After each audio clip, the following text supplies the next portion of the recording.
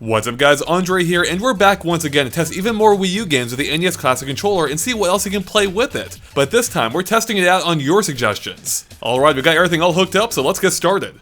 Now you might be wondering, why are we starting off with Super Mario Maker again when we already established in our previous video that it doesn't work? Because both the A and B buttons on the NES Classic Controller do the same thing as in jump, meaning that you can't run. So I guess technically it did work, but running is a pretty important part of the Mario games.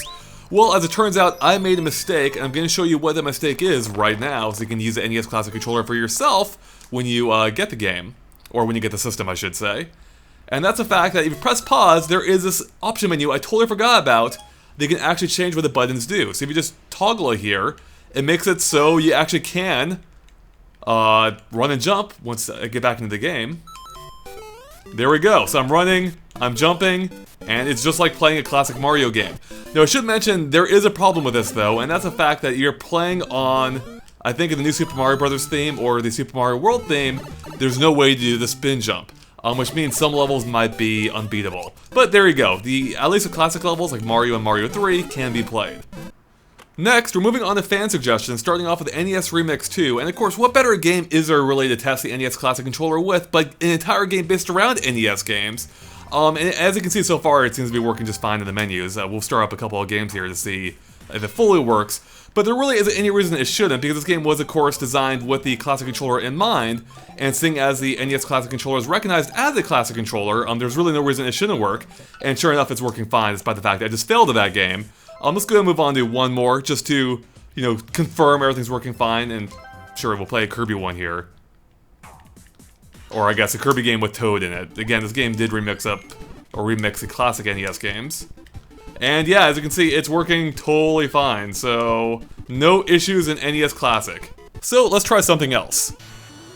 A bunch of you wanted us to try Shovel Knight, so of course we had to. It was based on the 8-bit era, so it's only fitting that we would try it with this controller.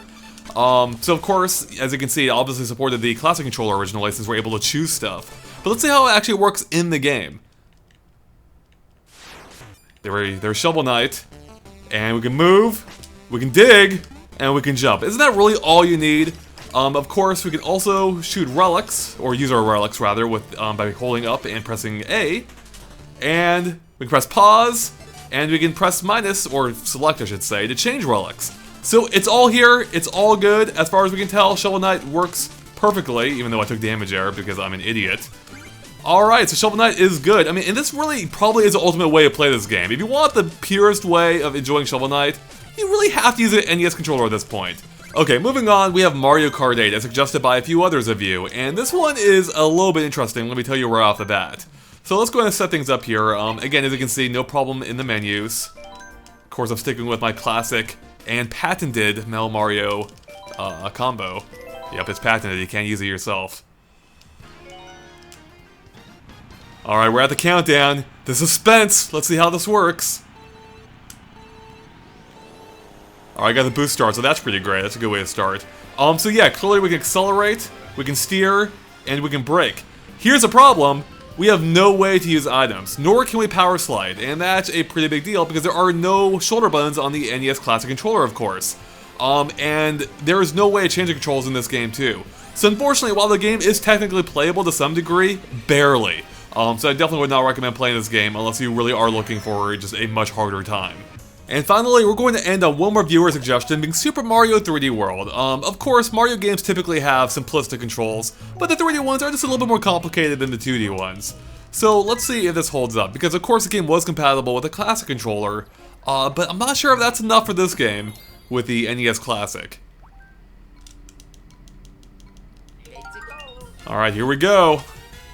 So we can move, we can jump, and we can jump. We can't do anything else. Now granted, that does cover most of it, but it's not enough because we can't run, and we can't crouch. And of course, crouching is how you do different kinds of jumps, like the long jump for instance.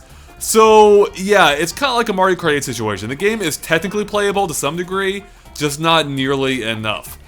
So there you guys have it. That is all the games, or not all the games, but the top recommended games that you guys want us to check out with the NES Classic Controller.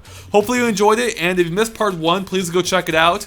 We covered a few other games there. Just keep in mind that Mario Maker does in fact work, just by us saying it doesn't. Alright guys, if you enjoyed this video, make sure to hit subscribe if you haven't already, and of course stay tuned for more on the NES Classic and other things gaming as well. Catch you later, bye.